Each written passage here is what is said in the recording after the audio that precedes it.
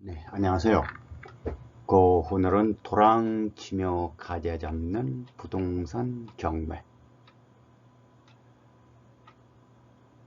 강의를 시작하도록 하겠습니다.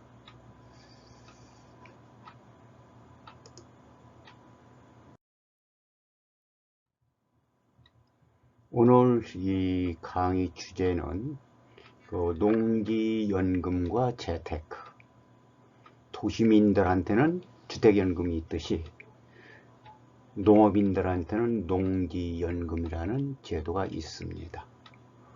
그럼 농지연금에 관련된 재테크 방법 및 강좌를 연구해 보도록 하겠습니다.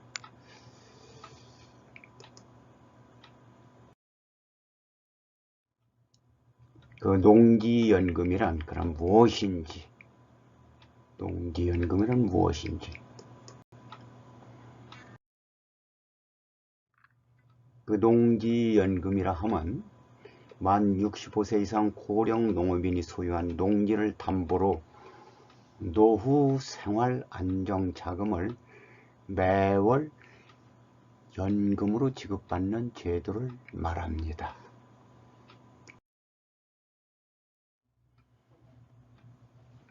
두 번째로 농지연금의 추진 방향을 살펴보도록 하겠습니다. 농지 자산을 유동하여 노후 생활 자금이 부족한 고령 나이가 많은 농업인의 노후 생활 안정 자금을 지원할 목적으로 농촌 사회의 사회 안정망 확보 및 유지를 위한 방향으로 추진이 되고 있습니다.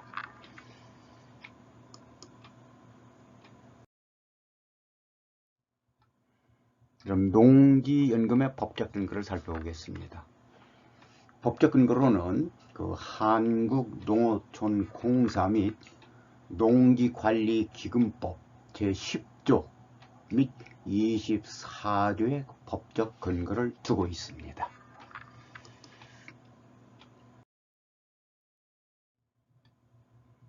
그럼 농지연금의 장점으로는 어떤 장점을 갖고 있는지 살펴보겠습니다.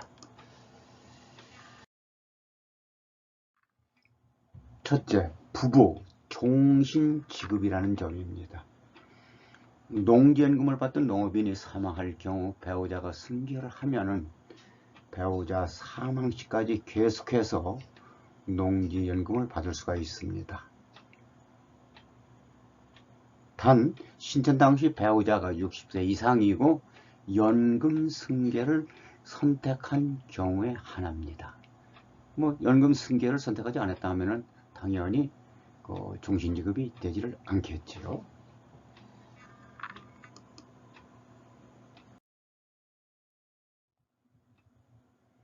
두 번째 장점으로는 연금을 받으면서 담보 농지를 직접 경작을 하거나 임대를 할 수가 있어 연금 이외의 추가 소득을 얻을 수가 있습니다.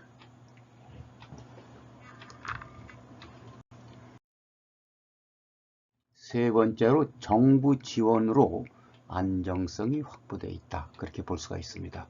즉 무슨 얘기냐면 정부 예산을 재원으로 하며 정부에서 직접 시행하기 때문에 안정적으로 연금을 지급받을 수 있다. 이런 장점이라는 얘기가 되겠어요.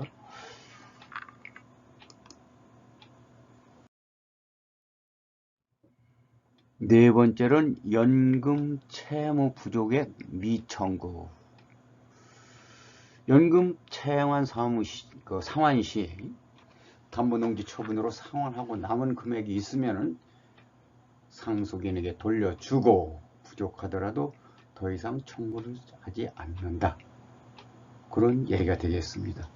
혹시 다 이제 농지를 처분해서 상환을 하고 남은 금액이 있다 하면은 상속인에게 돌려주지만은 부족하다 하더라도 더 이상 청구를 하지 않는다. 그런 내용이 되겠습니다.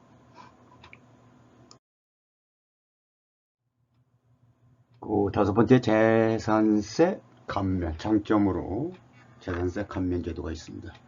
6억 이하 농지는 전액 감면되며 재산세가 감면되며 6억 원 초과 농지는 6억 원까지 감면이 된다는 점입니다.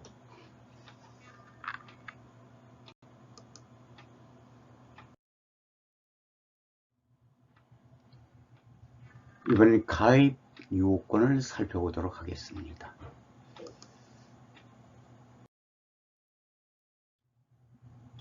첫째, 가입 연령은 신청 연도 말일 기준으로 농지 소유자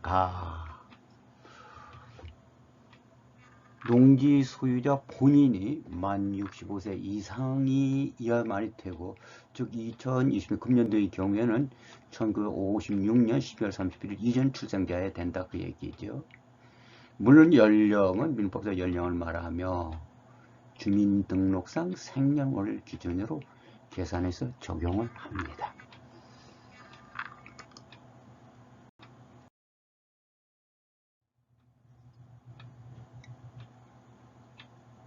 그럼 담보 가능 농지에 대해서 살펴보겠습니다. 첫째, 담보 가능 농지는 농지법상의 농지 중 공부상의 지목이 전 답과선으로서 사업 대상자가 소유하고 있고 실제 영농에 이용되고 있는 농지이어야만 된다는 얘기가 되겠어요.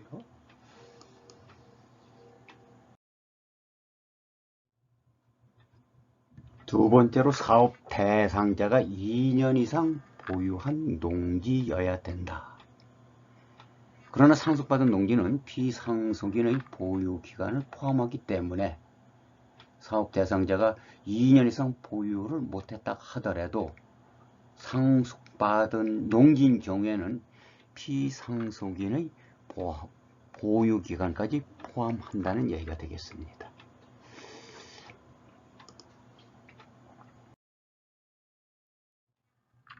세 번째로 주소지 시, 군, 구에 담보농지가 소재를 해야 되고, 그와 연접한 시, 군, 구 또는 주소지와 담보농지까지 직선거리가 30km 이내의 지역에 위치하고 있는 농지여만이 된다는 얘기가 되겠습니다.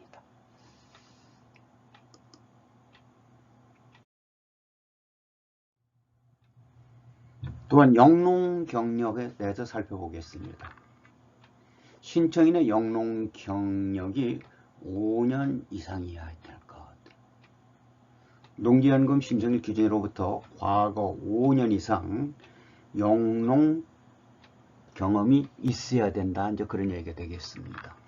그럼 영농 경력은 신청일 직접 계속 영농 연속적일 필요는 없으며 전체 영농 기간 중 합산하여 5년 이상이면 된다는 얘기가 되겠습니다. 5년 이상 영농 경력이 있어야 된다.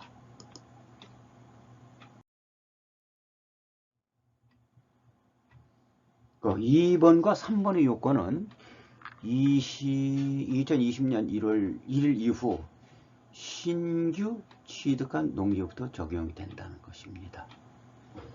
저당권 등 지하 물건이 설정되지 아니한 농지. 단 선순위 채권 최고액 담보 농지의 가격이 100분의 15 미만인 농지는 가입이 가능하다. 그러나 압류, 가압류, 가처분 등의 목적물이 아닌 농지. 그리고 등기부상 그 담보 농지가 압류, 가압류, 가처분 등이 설정되어 있는 농지는 담보 농지로서 될 수 없다, 그런 얘기가 되겠습니다.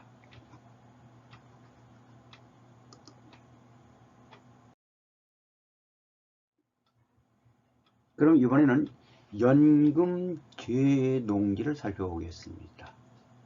조금 전에 담보 가능 농지를 말씀드렸지만은 연금죄 농지. 첫째로 불법 건축물이 설치되어 있는 토지. 농지는 농지인데 그 농지에 불법 건축물이 설치되어 있는 토지는 연금죄 농지가 된다는 얘기가 되겠죠. 물론 뭐 모든 얘기지. 같은 얘기가 되겠지만은 그치? 농업에 현재 이용되고 있는 농지여야 되는데 혹시 그 농지가 불법 건축물이 설치되어 있다면 연금에서 제외되겠지요. 둘째로 본인 및 배우자 이하의 자가 공동 소유하고 있는 농지, 지금 지분으로서 공동 소유하고 있는 농지는 해당이 안 된다는 그 얘기겠죠. 또한 개발지역 및 개발계획이 지정 및 시행 고시되어 개발계획이 확정된 지역의 농지 등 농지연금 업무 처리 요령에서 제한 농지. 2018년 1월 1일 이후 경매 및 공매를 원인으로 한 취득한 농지. 다만 농지연금 신청일 현재 신청인의 담보농지 보유기간이 2년 이상이면서 담보농지가 소재하는 시, 군, 구 및 그와 연접한 시, 군, 구 또는 담보농지까지 직선거리가 30km 이내에 신청인이 거주하고 있는 경우는 담보가 가능하다. 이런 사항이 2018년 1월 1일 이후 경매 및 공매로 취득한 농지는 되지 않는다. 이제 그런 얘기예요. 그 담보 연금 제 농지가 된다 그 얘기죠.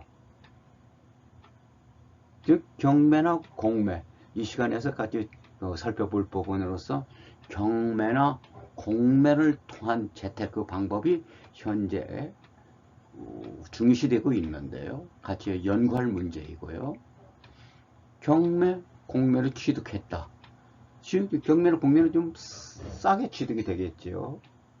이 싸게 취득한 농지는 최소한도 2년 이상 경과 후에 농지연금 대상 농지가 될 수 있다. 그런 얘기가 되겠습니다.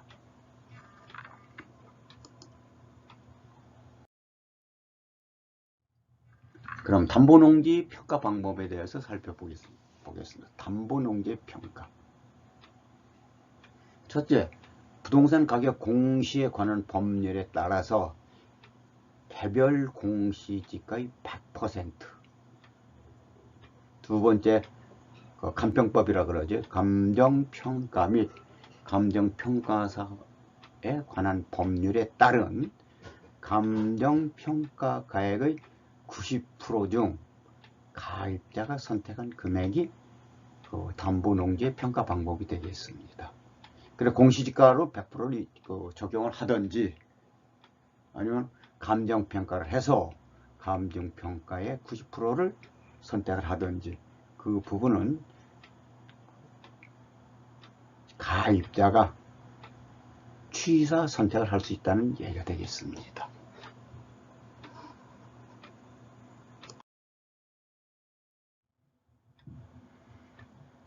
이번엔 근저당 설정 순위에 대해서 살펴보겠습니다. 첫 번째로 원칙은 1순위 근저당을 설정하나 해당 담보 농지에 설정된 채권 최고액이 담보 농지 가격의 15% 미만일 경우에는 가입이 가능하며, 둘째, 형제 자매 소유 농지를 담보로 농지연금에 가입할 수는 없다. 이 얘기는 뭐냐면은 근저당을 설정하는데 그 담보 농지 가액이 예를 들어서 10억이 있을 경우 뭐 1억 5천만 원 정도 미만의 근저당이 설정되어 있다 하면은 그 정도의 근저당 설정 금액은 담보 농지가 가능하다. 이제 그런 얘기가 되겠고요. 두 번째로서 얘기하는 자녀 또는 형제 소유 농지를 담보로 농지연금에 가입할 수는 없다. 본인 소유의 농지에만 가능하다. 그런 얘기가 되겠습니다. 본인 소유의 농지.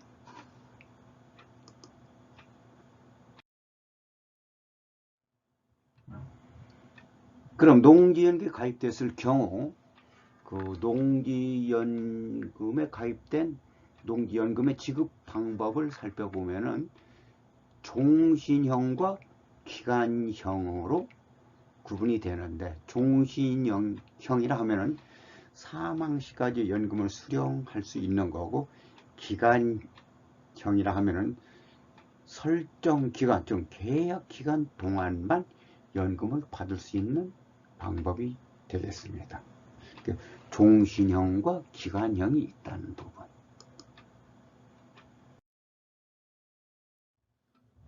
그럼 종신형에는 또한 정액 종신형이 있고요. 그럼 정액 종신형이란 뭐냐?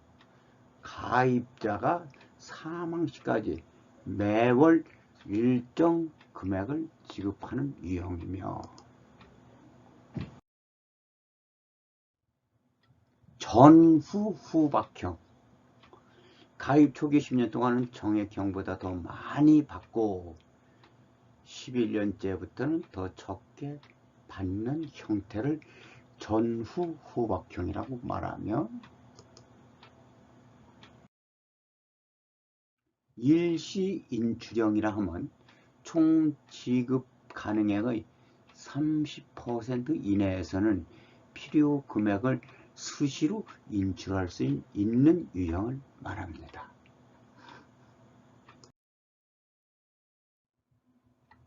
또한 기간 정액형이라는 제도가 있습니다. 가입자가 선택한 일정 기간 동안 매월 일정한 금액을 지급받는 유형을 말합니다.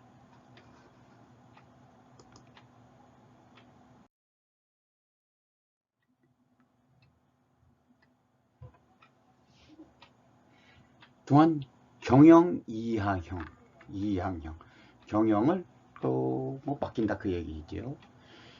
지급 기간 종료 시 공사의 소유권을 이전을 전제로 더 많은 연금을 받는 형태를 말합니다. 경영 이항형.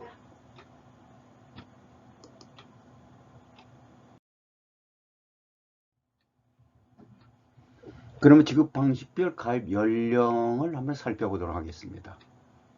조금 전에 말씀드린 바와 같이 지급 방식에는 종신형, 기간정액형, 기간정액형, 5년, 10년, 15년이 있는데요. 종신형 및 경영 이항형은 만 65세 이상이면 가입이 할 수가 있고, 기간정액형은 만 78세 이상, 기간정액형 10년짜리는 만 73세 이상, 기간정액형 15년짜리는 만 68세 이상인 경우에만 가입할 수가 있다. 그런 얘기가 되겠습니다.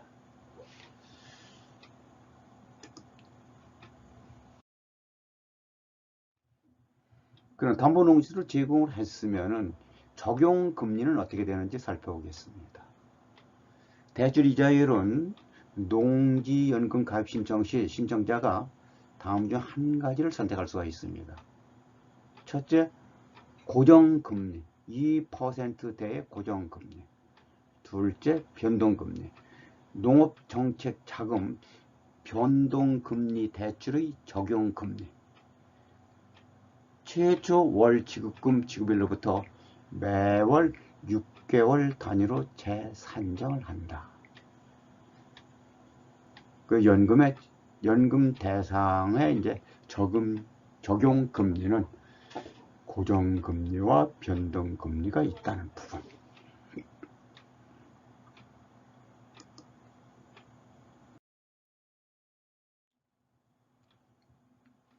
그럼 이렇게 가입된 농지에도, 농지연금을 가입됐다 하더라도 그 지급 정지 사유가 발생될 수가 있습니다. 그러니까 어떤 경우에 지급 정지 사유가 발생되는지 살펴보도록 하겠습니다. 첫째, 농지연금 수급자가 사망한 경우로서 배우자가 없거나 비승계 가입인 경우. 둘째, 농지연금 수급자가 사망한 경우로서 승계 조건 가입 배우자가 있는 경우에 그 배우자가 6개월 이내에 담보농지의 소유권 이전 등기 및 농지연금 채무의 인수를 거절하거나 마치지 아니한 경우, 이런 경우는 농지연금의 이제 지급 정지 사유가 되겠습니다. 또 세 번째로 지급 정지 사유로서 농지연금 수급자가 담보농지의 소유권을 상실한 경우, 넷째로 농지연금 채권이 저당권의 채권 최고액으로 초과할 것으로 예상되는 경우로서 공사의 채권 최고액 변경 요구에 응하지 아니한 경우.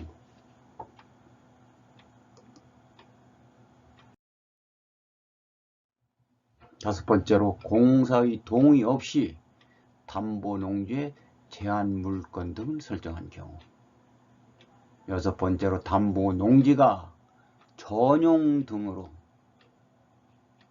농지연금으로 제공된 담보농지가 전용 등으로 더 이상 농지를 이용을 할 수 없게 된 경우. 위 지급 정지 사유 중 3, 6에 해당하는 경우로서 불가피한 사유로 인정되는 경우 해당 농지에 대한 농지연금 채권을 회수하고 나머지 담보 농지에 대한 농지연금은 계속 지원이 가능합니다.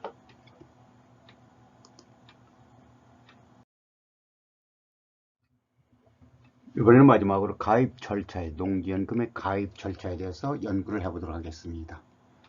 농지연금의 상담 관계는 농지은행 또는 농지연금에서 접수 신청을 하시면 공사 직원이 연락을 드려 농지연금 가입 절차를 진행을 해드리며 농지가격 평가를 공시지가가 아닌 감정평가로 평가하시는 경우, 평가를 원하시는 경우에는 감정평가 동의서를 추가 제출하셔서 농지연금을 받겠다 하는 과정을 상담을 드리면 되겠습니다. 지금까지 농지연금 부분에 대해서 살펴보았습니다.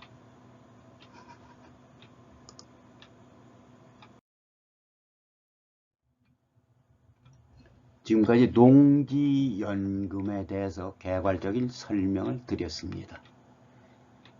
아무쪼록 도시민에게 주어지는 주택연금과 농업인에게 주어지는 농지연금을 10분 활용하여 노후 생활의 안정을 기할 수 있도록 여러분을 응원을 하겠습니다. 농지연금과 재테크, 이상 강의를 마치도록 하겠습니다. 감사합니다.